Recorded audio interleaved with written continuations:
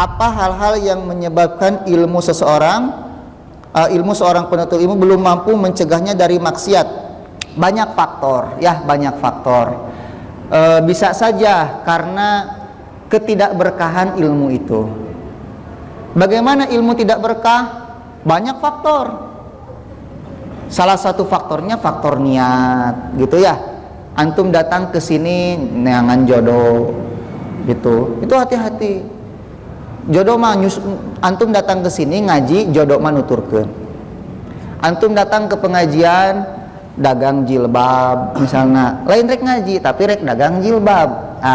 Ngaji heula, beres ngaji karek dagang, gitu. Ulah dagang kemudian ngajinya tidak. Jadi faktor niat ini yang harus diperhatikan, itu karena dengan niat ini nanti ditentukan berkah dan tidak berkahnya. Nah, di antara ciri keberkahan ilmu apa?